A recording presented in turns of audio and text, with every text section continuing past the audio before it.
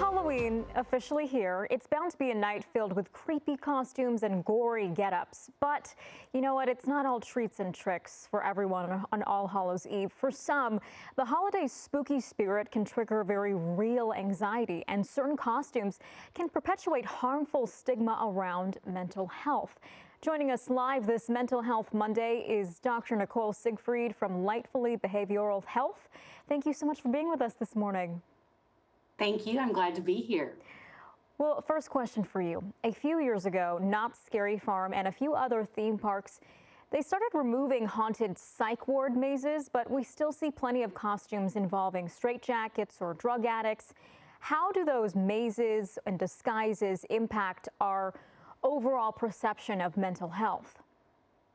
It's a great question. And although we've made a lot of good strides in decreasing the stigma around mental health and mental health struggles, things like Halloween can bring those things back up, where we continue to stigmatize things like getting mental health help.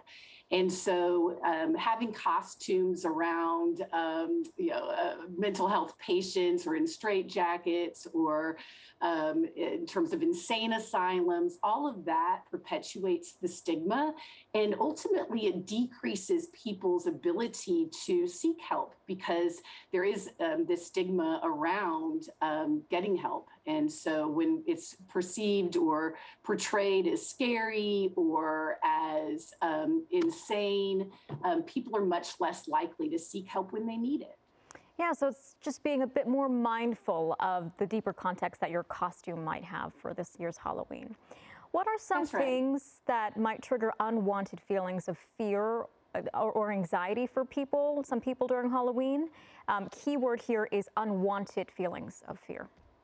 That's right, because there's something about Halloween that is activating in a good way. You know, getting afraid and getting scared activates our thrill centers of our brain. And a lot of us, especially sensation seekers, love that. And this is a safe way to do that. There are times, though, when there are some scary aspects of Halloween that may be particularly activating in a negative way for some of our friends and family who may struggle with post-traumatic stress disorder or may have other kinds of anxiety disorders. So being startled or being scared may not be a pleasurable experience. And so my advice in those ways is to know yourself and to choose activities that might have a little bit of the thrill, but a little bit less of the fear. And so you can have a Halloween experience that is a little bit more fear-free, where you can have the make-believe and the dress-up without the scary aspects. And for our children, the most important thing is to have it be more age appropriate. As parents, the best thing that we can do is to be with our kids during Halloween, because our nervous systems help our kids' nervous systems regulate. And so when they're with us and they're perceiving us as feeling safe and having fun, they'll perceive the same thing.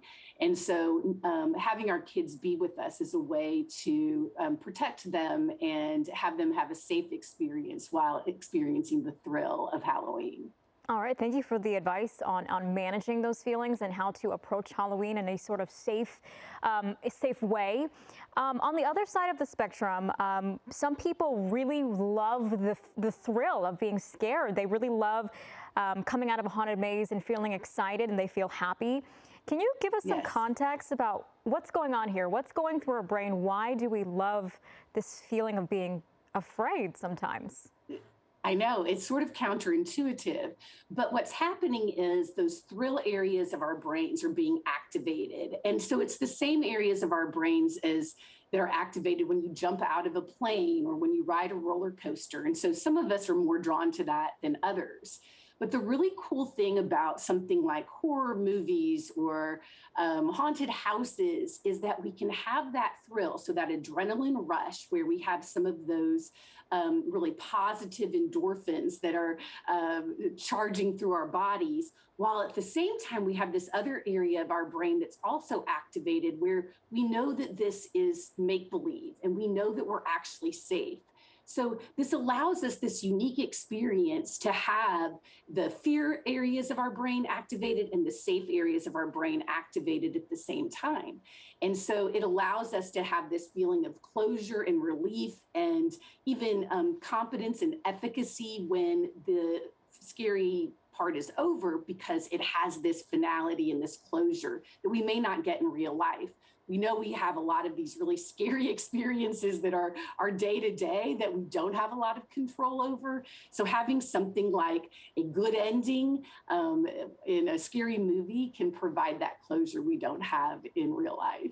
Yeah, understanding that you are safe in this experience and that you are in control somewhat to some degree.